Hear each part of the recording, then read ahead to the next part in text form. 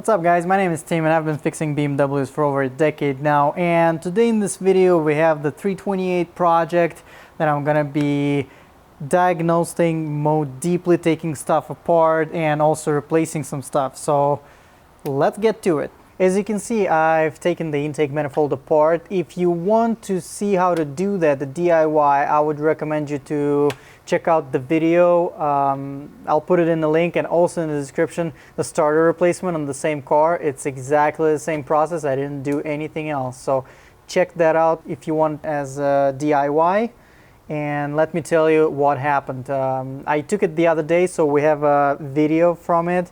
So check this out. So I just pulled out intake manifold to investigate what's going on in there, because I do have my suspicions, and just look what I found. This is the DISA valve. So let's take a little bit more apart and I'll show you what's up.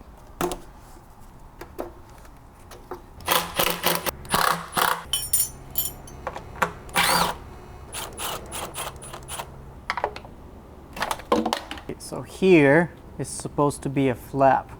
So the right DISA definitely failed. Let's take the other one out.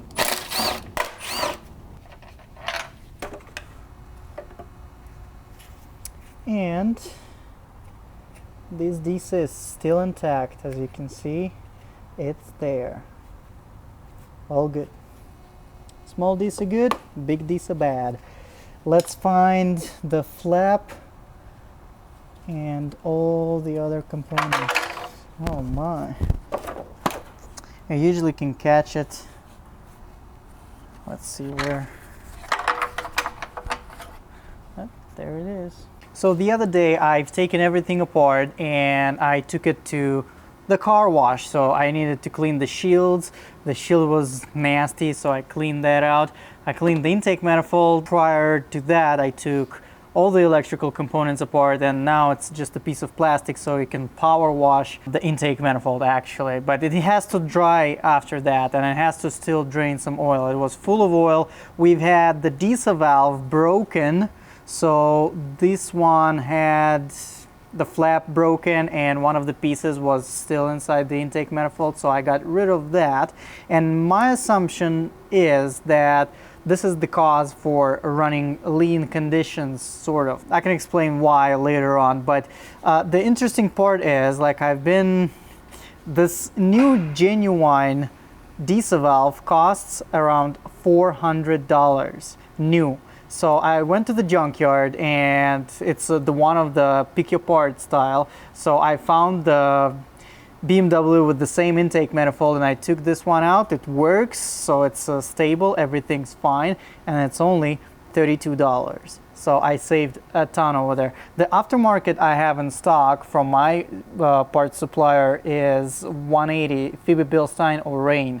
So 180, 200. So it's like, I mean, I don't see a reason to spend that much on a DISA valve that doesn't really do much.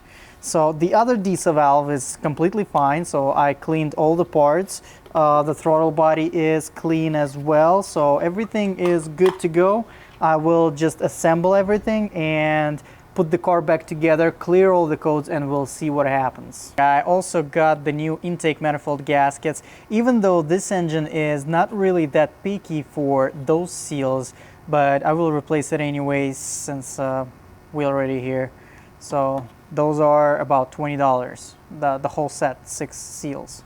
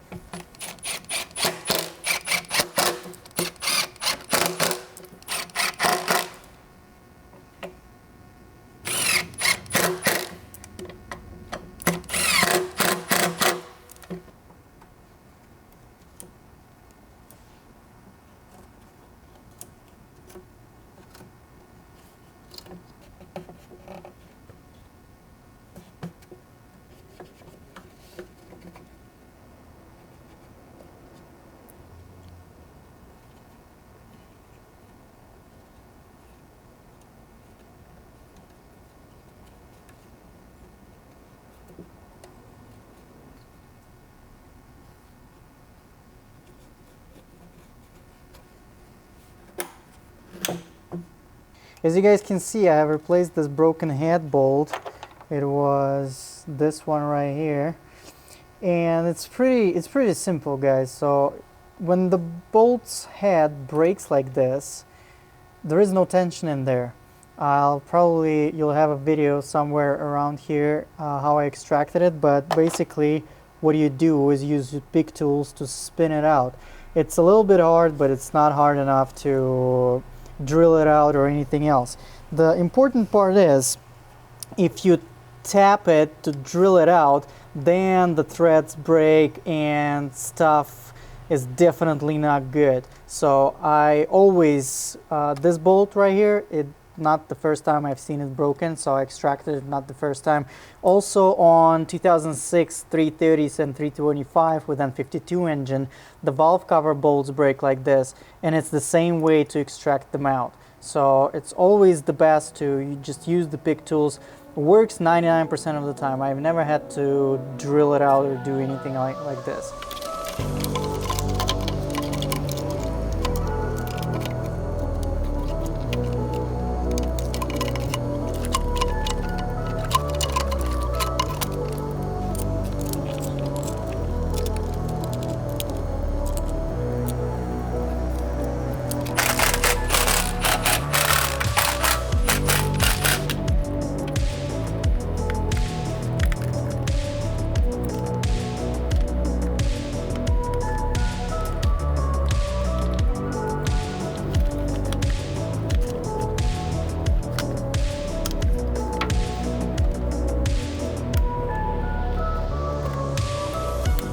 Almost done here. Guys, I want to remind you about the membership program. If you have a car trouble and you have no one to ask, for $10 you can have a one-on-one time with me, monthly of course, and for $5 I will have the priority reply to comments. So if you do have a question about your BMW and you have no idea who to ask, that's an option for you. And of course, comment below. It's like I'm answering most of the comments that I can get to, so do that. Also subscribe and like that video. Thank you for watching.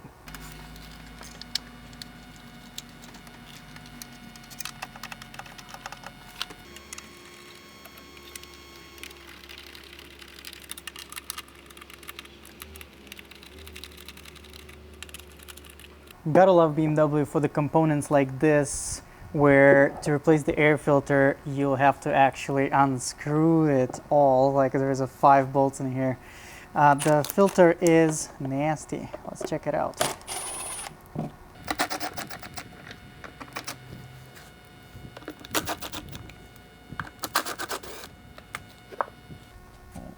Check this out.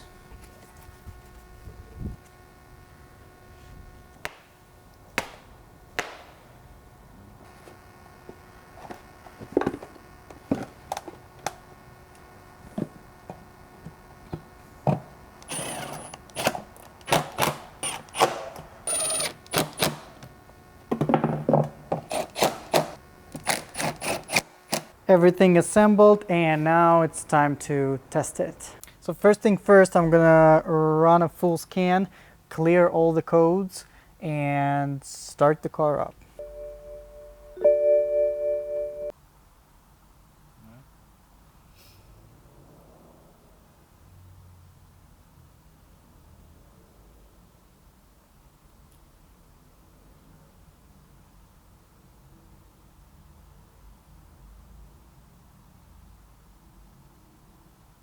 So here's what we got. Let's go to ECM. As you can see, there's an air mass system, mixture control. 2 of those can be either or. Misfire cylinder 4, but all of that, everything is history. That's first of all. That means the codes that were present are intermittent, so they're not always there. That's why the car was drivable. The car was driving just fine. Transmission control module. This code is current. When you do the transmission service, you have to do the procedure to actually erase this code. So let's clear everything out and start the car.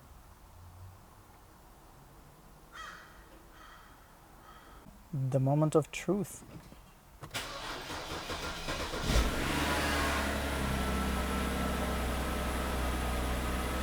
So while the car is running, I'll let it warm up, and I need to see, I also of course need to drive it to see what kind of codes will come back. But meanwhile, I'll just change the front pads and the rear brake pad wear sensor. If you guys want to check out the DIY for the front and rear pads replacement, I'll put the links in the description and also somewhere on the screen right here.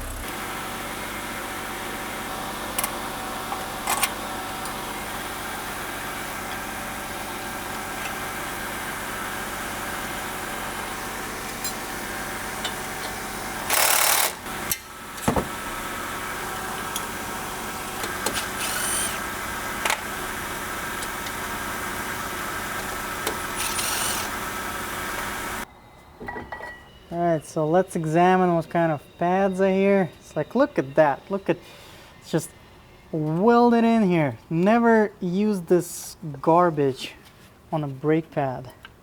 Doesn't make sense at all. Oh, nice, it's unbranded, super cheap stuff.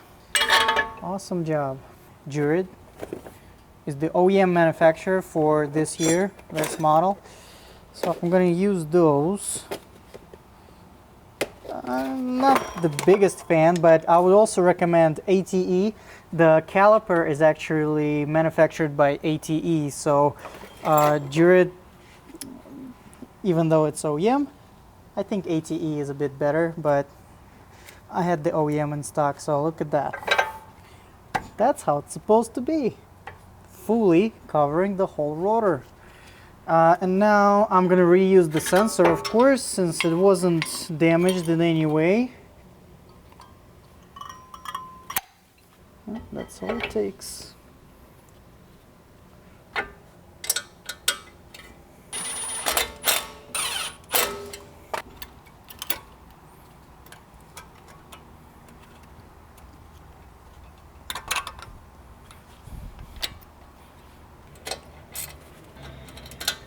Here's the sensor where it's supposed to be. Technically, it's still in the pad. It's routed incorrectly, so it's routed under the control arm, the rear control arm. It's supposed to be over it, and it's supposed to be clipped right here. That's a possible reason for it breaking down. But here's your sensor actually. So it's two wires. So basically the signal goes in and out, and that's pretty much it. There's no super technology in there, so I'll just replace that and be done with it. The pads are about, I would say, 70% left, so there is no reason to replace those, just the sensor. So now is the time for a test drive. No lights are on the dashboard, everything's good. Let's see how the car runs actually. The brakes are finally working.